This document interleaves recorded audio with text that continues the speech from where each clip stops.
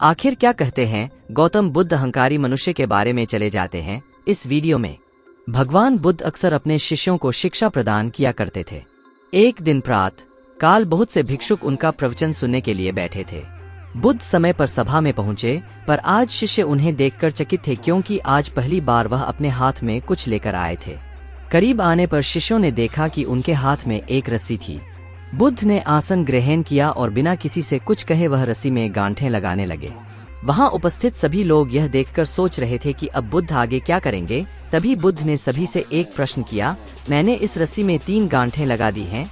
अब मैं आपसे यह जानना चाहता हूं कि क्या यह वही रस्सी है जो गांठें लगाने से पूर्व थी।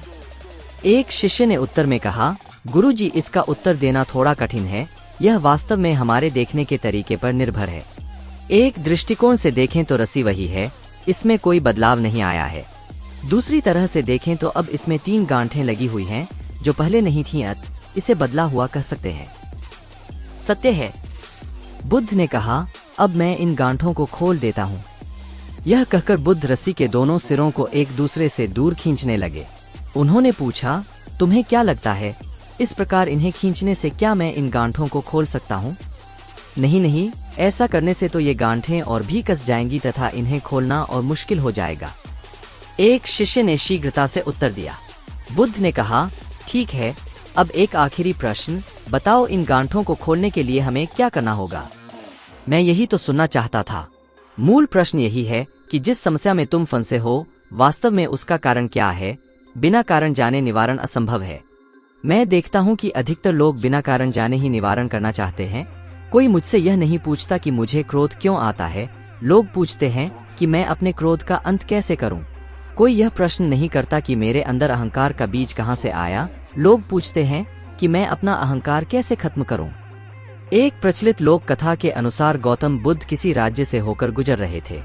जब ये बात वहां के मंत्री को मालूम हुई तो उसने अपने राजा से कहा कि महाराज, हमें बुद्ध को लेने के लिए चलना चाहिए, उन्हें महल में आमंत्रित करना चाहिए। ये सुनकर राजा ने कहा कि मैं इस राज्य का राजा हूं और वे एक भिक्षु है। एक साधारण भिक्षु के सामने मेरा ऐसे झुकना सही नहीं है। अगर बुद्ध को यहाँ आना होगा तो वे स्वयं आ जाएंगे, मैं उन्हें लेने नहीं जा सकता। राजा की ये बातें सुनकर मंत्री समझ गया कि राजा अहंकारी हो गए हैं। मंत्री ने कहा, राजन, मैं आपके जैसे छोटे इंसान के साथ काम नहीं कर सकता। मंत्री की बात सुनकर राजा हैरान हो गया। वह बोला कि तुम ये क्या बोल रहे हो? मैं राजा हूँ, मेरे पास अपार धन संपत्ति है, मैं छोटा कैसे हो गया? मंत्री ने कहा कि राजन, बुद्ध भी राजकुमार ही थे, उनके पास भी अपार धन संपदा थी, लेकिन उन्होंने सब कुछ त्याग दिया और उन्होंने भिक्षु का जीवन अपना लिया। इसीलिए वे आपसे ज्यादा श्रेष्ठ हैं। राजा को अपनी गलती का एहसास हो गया और वह मंत्री के साथ महात्मा बुद्ध को आमंत्रित करने चल दिए। कथा की सीख। इस कथा की सीख यह है कि किसी व्यक्ति के लिए अहंकार पतन का कारण बन सकता है।